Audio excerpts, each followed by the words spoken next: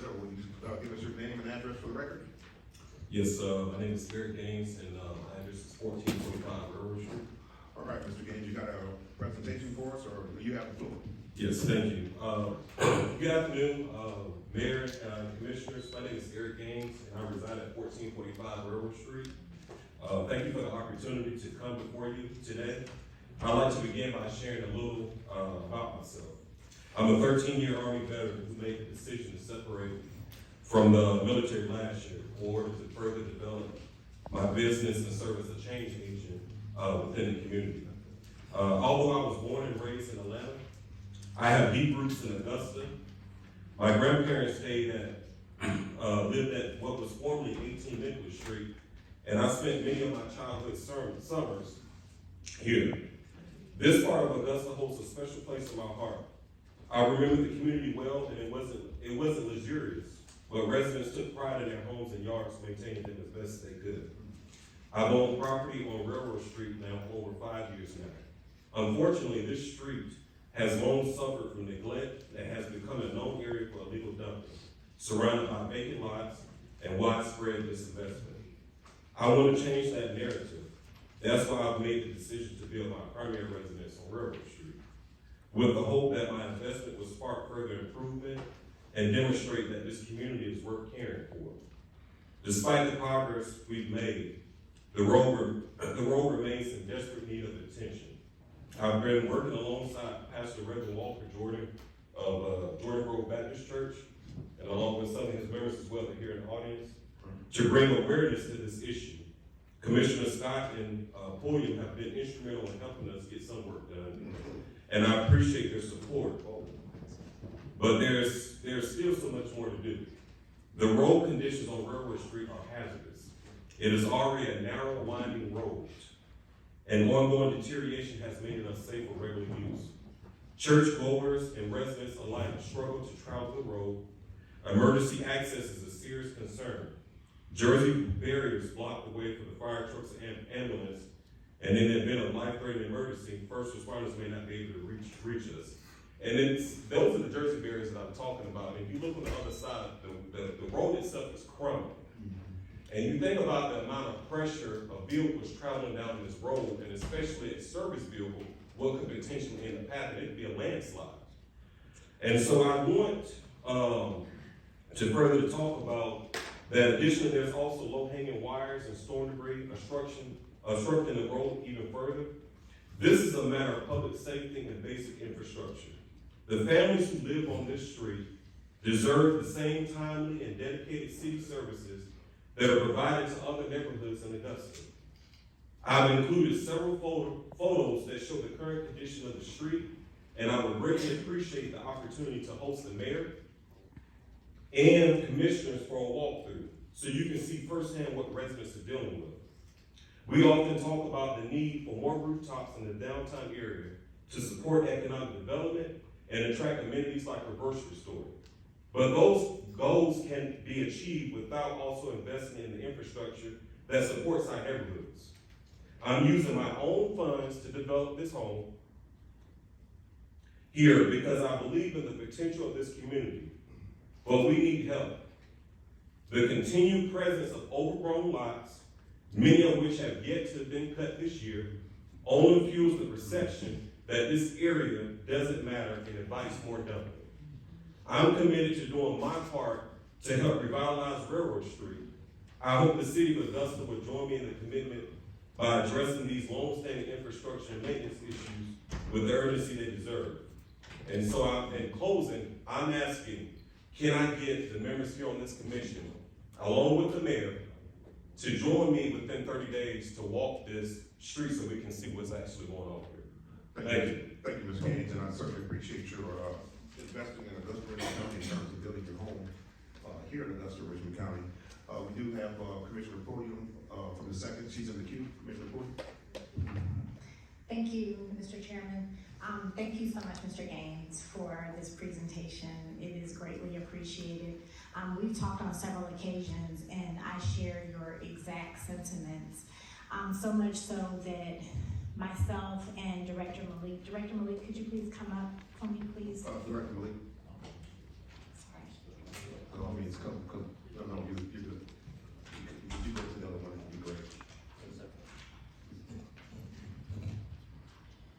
Director Malik and myself, probably about a month ago, Director Malik, you can correct me if I'm wrong, we rode through District 2. Because the unfortunate thing is, a lot of my district looks like this. And it's not just that area. So I'm so grateful for the pictures that I send on a continuous basis through emails.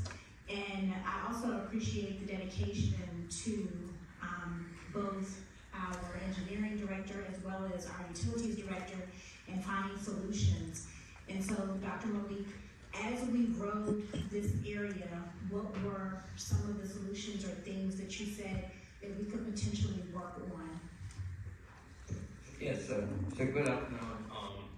I met with Eric and we walked the street.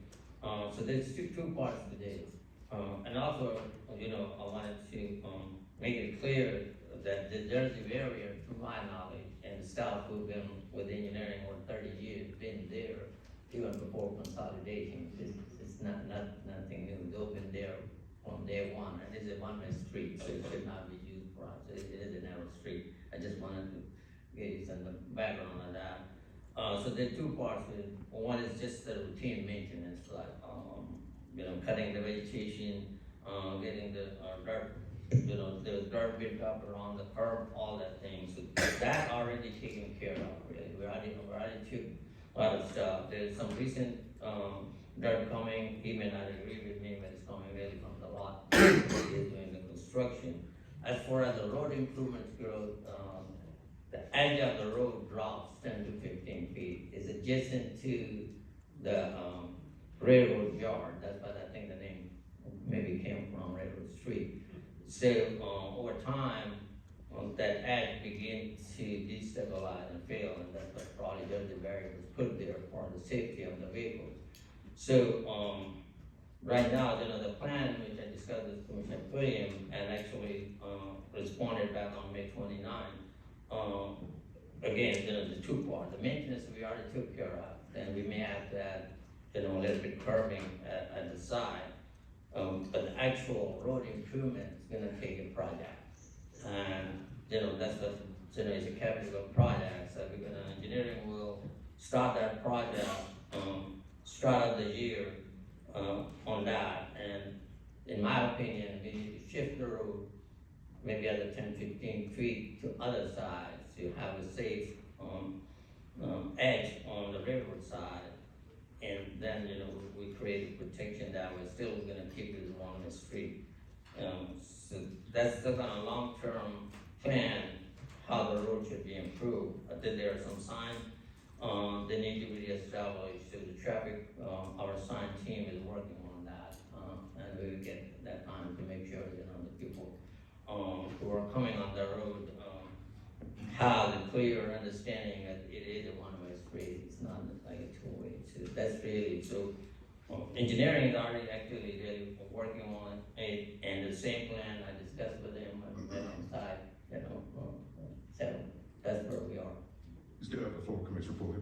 Thank you so much, Mr. Chairman. Dr. Malik, do you have an estimated cost as to what this project would be?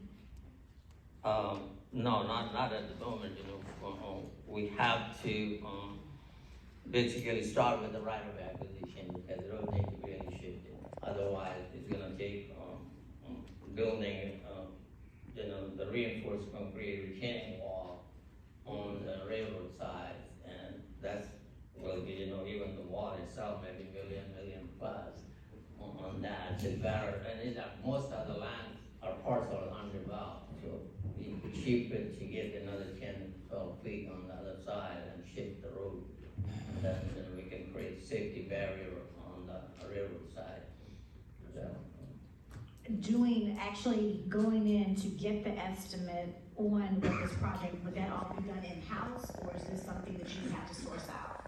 So it's all actively sourced out. So we're gonna do on-call engineering contract to initiate this project, to develop the concept and the actual improvement plan, and then we'll bid it out, or we can use on-call contract to construct it. So probably roughly it's still gonna be somewhere in the neighborhood of 1.5 to $2 million. And if I still have the floor, You do. thank you, Mr. Chairman. As far as the vegetation being cut, I know we have been talking recently about a long-term plan, but I also asked on this floor, what is our short-term plan? Because we can't necessarily wait for that plan to be approved in the midst of summer and it's raining every single day. So is this area on a schedule at this point? For the vegetation that's being cut? It's gonna be reactive like a lot of other areas, you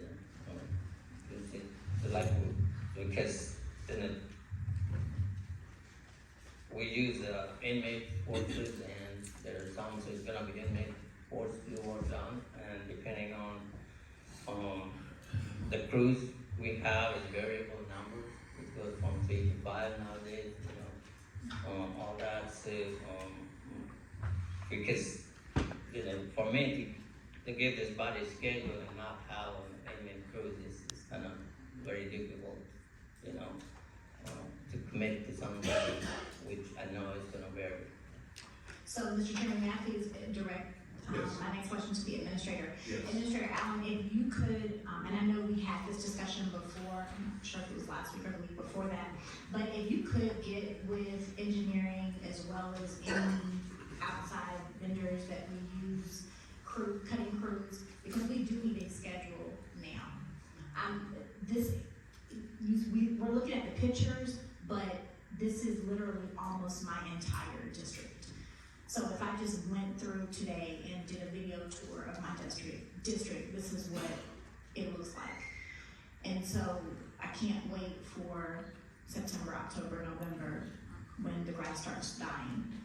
We need something in place. So getting with the respective departments so that we can come up with a schedule, that would be great. Thank you so much.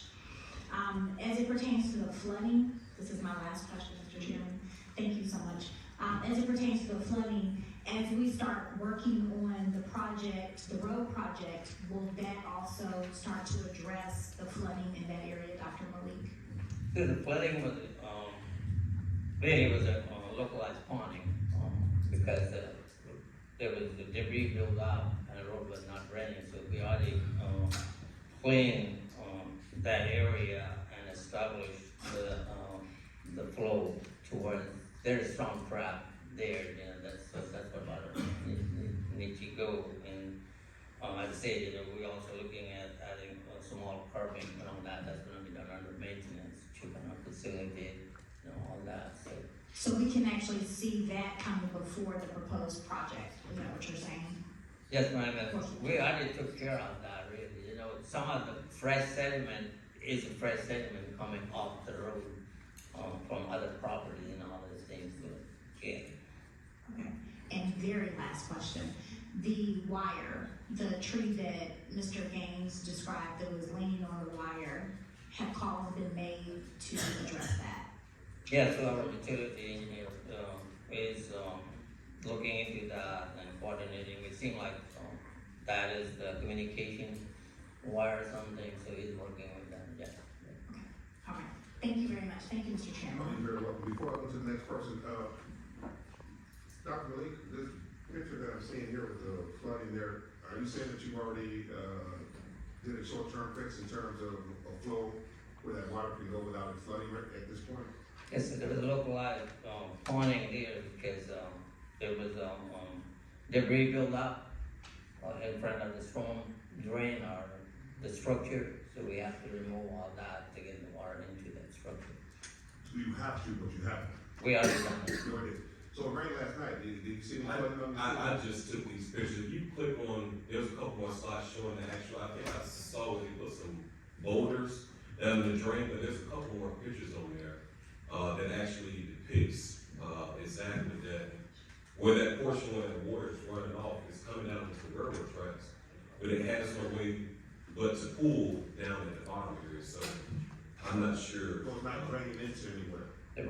I mean, I can take another look, yes, sir, yeah. Yeah, see, right, Just right there. so that's my last picture there. They put some boulders here in this area, but if you see that at the bottom of the hill, that drain is, I guess, washing out.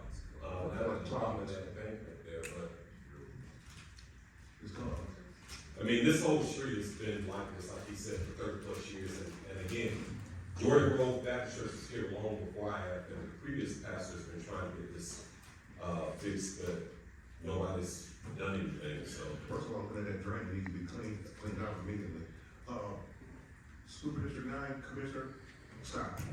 Thank you, Mr. Chairman. May I ask, Director Malik a question, please? Dr. Malik, does the railroad have any bearings on what's going on, or this is just a bad road that needs some work done to it immediately? And have we contacted the railroad to ask for assistance? We have not contacted the railroad, but, their yard drops 10, 15 feet really at this point. If we have to do work on the road itself, we don't have to contact the railroad, but if we have, if the body decides that we have to put a retaining wall and stabilize the edge, then definitely we have to coordinate with the railroad because the work has to be done on that side. All right, Commissioner first, Commissioner Johnson. Thank you, Mr. Chairman. A couple of questions. Dr. Lee, do we know, well, let me ask you this way. Have we done some type of analysis as to who owns the property in this area along Ash and Maple and Railroad and that area? So, engineering has not done that, but there are a few parcels, I think, owned by the land bank and maybe others, but we can look at that to see what the ownership. What I would suggest is that you look into that area and see who owns that property. Around 21 or 22, if I'm not mistaken, we actually signed our blight ordinance in that area on a porch of a dilapidated home. And since then, that house has been demolished and it's been revitalized. So I know that there's revitalization efforts happening in this area. But our ordinance calls for penalties for folks who leave their properties like this. And I think now is a good time to go ahead and enact that ordinance and get aggressive with it. When I was working at Boys and Girls Club years ago, I drove the bus and I used to take students home to Maple Street. And I remember how this area looked, and that happened about maybe 10 years ago or so. But I think one of the first things is we need to figure out who owns the property and go ahead and start pushing the process of citing them for these violations, so that we can get a handle on it, And we had a couple conversations about a year or so ago, and I know this is germane, but I want to just throw it out there, especially for budget cycle coming up, is that a lot of these areas, this area across the street from this area where some revitalization projects are happening, all over the 1 and 2 area, you have properties like this and just blighted homes. So going forward with any kind of assessments, I think we need to start developing a block by block strategy. I know I've said this for the last 3 years I've been up here, having a block by block strategy for clearing and cutting. Because the money that we're allocating is going around the city, but we can't really see the impact of it because it's all around. But if we get a block by block strategy, I think this problem will go away. You can get some homes cut, some homes demolished, some grass cut in this vicinity. But I think the first thing is to figure out who owns these properties, start holding them accountable. But definitely, a block by block strategy is going to be crucial for us keeping up with stuff like this. Yes, sir. Thank you, Commissioner. We'll go to the Commissioner from the 10th, Mayor Pro Tem Guilfoyle. Thank you, Mr. Chairman. May I speak to Dr. Malik? Yes, sir. Dr. Malik, as far as when I was saying the silt debris running off, was the house just dimpled there or anything? Where the sand that's washed into the road? He's constructing the new house. That was in front of his house? That's what it runs from here and from the vacant lots there, So, it's just the yard now, the debris comes out during the rain. This is on a normal. Okay. I didn't know if it was just a dimpled house that would need to require a silt fence put up to retain it back. onto the property. The other thing is where the trees are leaning and, trees that are hanging the roadway, can we capture that where it's a safety issue? Where there was a picture in there before where it's leaning, and there was another tree that fell in the right of way. I'm assuming it's the right of way. It does seem like on the private property. Okay. You know, we cleared, engineering did a lot of, cleanup in this area. Right. But the rest is really, off the road, we can call it off the properties, so it's like working, with utility companies, anything on that. So- And then I'll double check with some of this, you know, the drain again, 6 high, so the other side is the river side, maybe some, you know, the border and all those things, so, Alright, but I will always go there and check one more time. alright, where this tree, where you see on the left-hand side is, a couple feet away from that telephone pole, that wouldn't be in our easement? So that's, since the utility is involved with this, we have to work with the utility to get it addressed. Yeah, I mean, the wire doesn't, it stops at that pole, it doesn't continue forward towards, the camera. Can we look at that? Yes, sir, yeah. Alright, thank you. So I have to look at the ownership of the lot, basically I have to go and dig it out, the ownership of the road and where the actual legal boundaries and all those things, and then that we really focus So on you- cleaning up. And all. Yeah, you might wanna check with ABC if it falls under a FEMA claim that we could get it up and be reimbursed for it as well. Yes, sir. Thank you, Dr. Malik. Thank you, Mr. Chairman. Yes, sir. Commissioner from the first? Thank you, Mr. Chairman. I want to make a motion to make this, to get this process started so that people in this area can have some relief. But I want to lean on Dr. Malik for guidance on what, you know, hearing all that you heard, what would you consider to be an appropriate motion to direct your department to begin this process? The department already has a, you know, outline what we're gonna do, start, you know, on the projects at this point, so basically, really, you know, the motion is needed and can be created that initiate, the road improvement project. I'll make a motion to direct the engineering department to initiate the road improvement project for the Railroad Street area, as well as begin an analysis of property owners in the area to distribute notices of blight ordinance or chronic nuisance ordinance violation. That's my motion. I will second that motion, but Storm drains. I wanna shoot, okay. That's what it is. Okay. Well, I'll come back. And to clean storm There drains. we go. That's what it is. You only need to wait for a road project, cause it's storm drains. Let's just keep it above. You don't have to wait for that. Storm drain, and if that's what I'm seeing in the picture, Yeah. if that's something that's still there today, it needs to be gone tomorrow. But anyway, we got a motion, I second it. Is there any further discussion? Hearing none, Commissioner, vote by usual sign. Thank you, Dr. Lee. Thank you, Ms. Gaines. Thank you. Thank you. Thank you, sir. Uh-huh.